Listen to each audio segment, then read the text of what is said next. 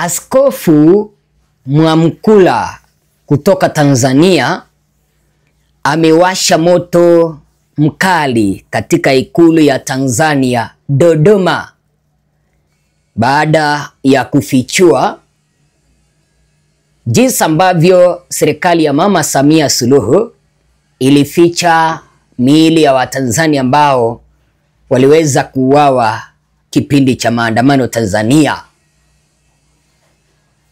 Karibu ni kupashe kwa undani zaidi, ni kuchanganulie kwa undani zaidi uweze kulielewa hili. Kila ambacho na kuomba mpenzi mtazamaji, endapo unanipata kwa mara ya kwanza, piga subscription, bonyeza kengele, alafu vile vile sambaza kanda hii kuelekea kwa grupu 1, 2, 3. Hiyo ndiyo njia moja pekee ya kuweza kukiinua hichi kituo kiendelee kukua kubwa, kiendelee kuwahimiza na kuwapasha wananchi. Karibu tusonge mbele. Askofu Amos Bandikile Mwamkula ameweza kushangaza Watanzania kwa kuchapisha kwenye mitandao yake ya kijamii jinsi ambavyo serikali ya Mama Samia ilificha miili ya wapendwa zetu walioaga dunia Tanzania, kipindi ambapo Mama Samia alikuwa anawalazimisha wananchi kumkubali yeye kama rais. Jinsi ambavyo naona hapo, askofu huyu akachapisha hivi: je, miili ya watu ilihamishwa kivule? Baba Askofu Mwamkula, pole kwa kazi ya kutetea na kupooza mioyo ya watu kutokana na machungu yanayotukabili nchini kwetu. Mmoja wa watumishi wa afya katika hospitali ya Amana alinidokeza kuwa hospitali hiyo ilijaa miili iliyouliwa na askari siku ya maandamano.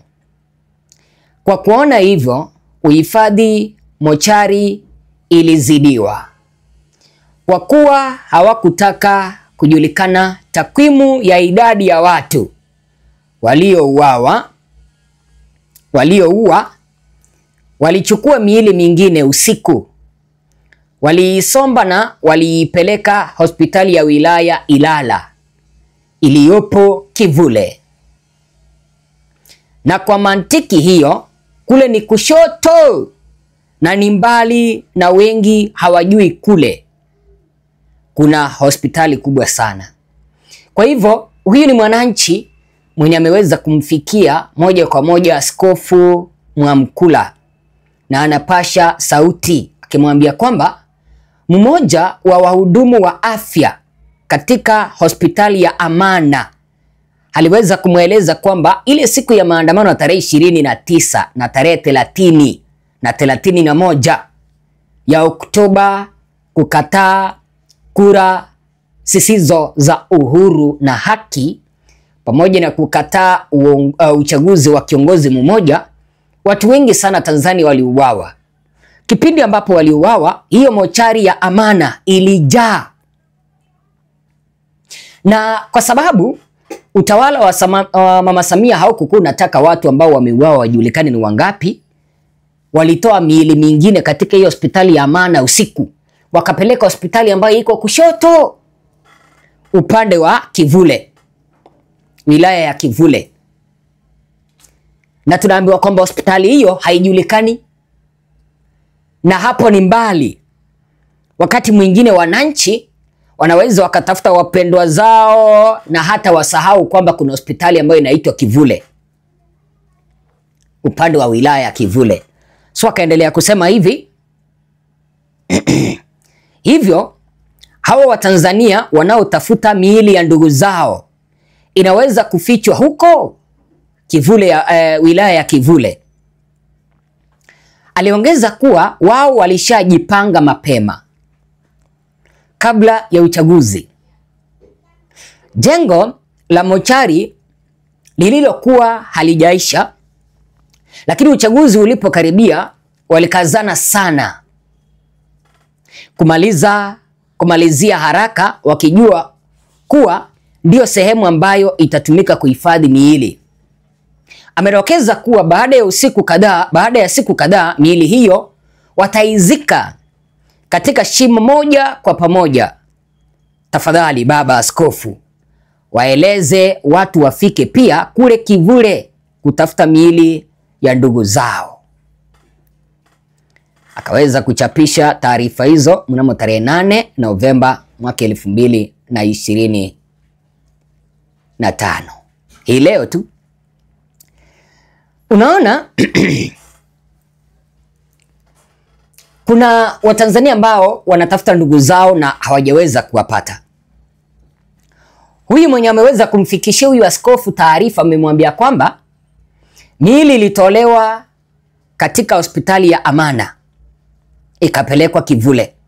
Na tunaelezwa kwamba hospitali ya Kivule kabla ya uchaguzi haikuwa imemalizwa kuundwa, lakini ilipokaribia kwamba uchaguzi unafanyika Tanzania, hospitali hiyo ya Kivule, wilaya ya Kivule, iliharakishwa. Kwa nini?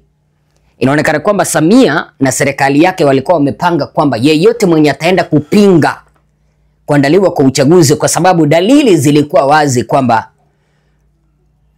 wananchi wanaweza wakakataa uchaguzi ambao haukuwa wa haki na huru. So wao walikuwa wamejipanga kwamba yeyote mwenye atakataa uchaguzi ni kumuua na kumficha huko mbali wilaya ya Kivule, mahala ambapo wananchi hawatajua.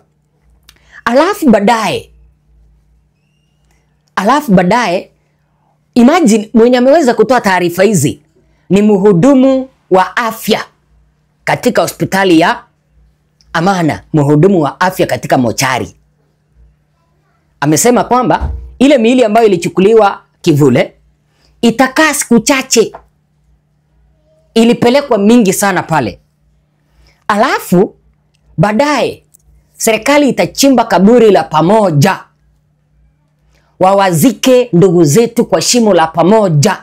Hata si kaburi, shimo. Wamesema shimo la pamoja. Kwa nini wanafanya hivyo? Jambo la kwanza, wanaficha ushahidi, isijulikane ni watu wangapi ambao waliweza kuuawa kipindi cha maandamano Tanzania. Wananchi walikataa uchaguzi ambao haukuwa wa haki na huru. Wananchi walikataa udikteta. Wananchi walitaka wale ambao walikuwa wamekamatwa kwa kusingiziwa kisiasa waachiliwe. Lakini majibu walipewa risasi.